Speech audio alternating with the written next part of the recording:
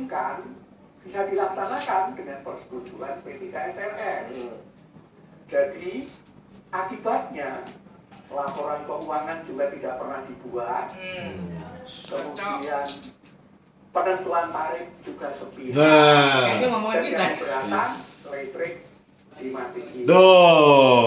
Lagi direkam Pak, lagi direkam. Orang itu biasa membayar parkir di rumahnya sendiri. Sama. Kalau Kasus kita yang dijadikan gitu. Anda kan nggak bayar kalau di rumah. Ada parkir mobil nggak bayar di rumah. Di rumah susun tuh bayar meskipun parkir di rumah sendiri. Kemudian ada lagi penyelewengan. Misalnya listrik air yang seharusnya tidak kena PPN, itu dikenai PPN. Tentu itu tambah pungutan bagi para pemilik. Ini di rusun mana aja nih Pak? Mungkin banyak nih penghuni rusun yang sudah menyaksikan akhirnya juga mengeluhkan. Silakan laporkan ya, adukan gitu ya. Ini di mana aja nih Pak? Yang sering terjadi. Sebagai Kapri, saya menerima aduan dari 57 kawasan rumah susun yang bentuk pelanggarannya Krismanto ini. hampir seragam. Mah yang punya itu. Intinya karena P3SRS ditutup aksesnya buat para pemilik dan penghuni.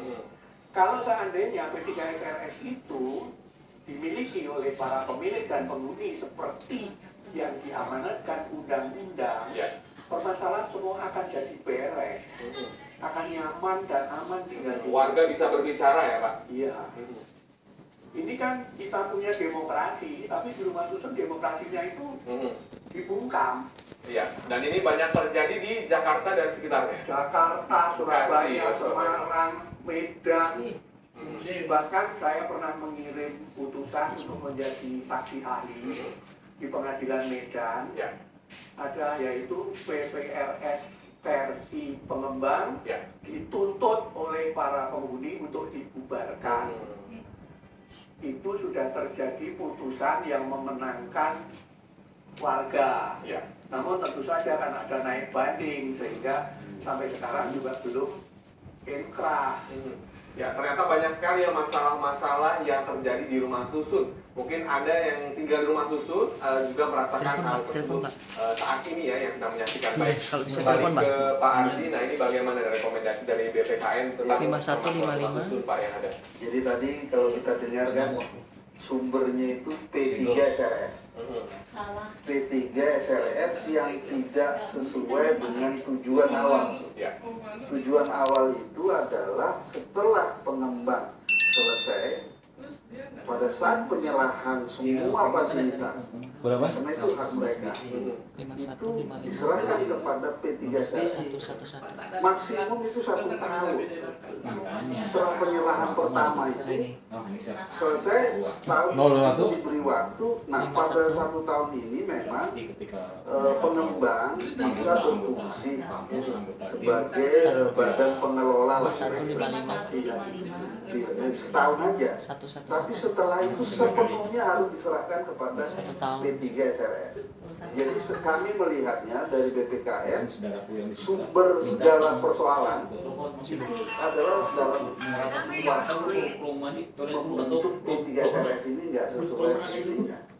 Artinya harus representasi dari pemilik dan penghuni. Bukan mungkin ini dibentuk hanya sebagian dari penghuni yang nggak tahu penghuni, bukan keseluruhan dari penghuni yang ada di rumah susun itu. Sehingga suara dari P3SRS itu bukan suara dari penghuni gitu. Nah, artinya yang harus dikawal adalah ketika pembentukan P3SRS. Nah, di dalam Undang-Undang Nomor 20 Tahun 2011 itu juga mengatakan bahwa pengawasan itu dilakukan oleh pemerintah daerah. Oleh karenanya kami dalam rekomendasi yang akan segera kami sampaikan adalah pertama, segera susun peraturan pemerintah sebagai pelaksanaan dari undang-undang. Yang kedua, ketika P3SRS itu di dalam PP itu harus disebut bagaimana pembentukannya, bagaimana peranan pemerintah daerah agar P3SRS itu benar-benar representasi dari penghuni. rumah susun itu. Nah, yang ketiga harus dikawal juga mengenai pembentukan dari anggaran dasar, anggaran rumah tangga. Karena kalau anggaran rumah tangganya menyebutkan lain, nah itu nanti bentrok lagi gitu. Nah ini yang harus dikawal. Saya kira perlu distandarisir. Di ART seluruh orang itu sama Bapak. Semua rumah tangga Masih ada kesempatan, jangan kemana-mana kami.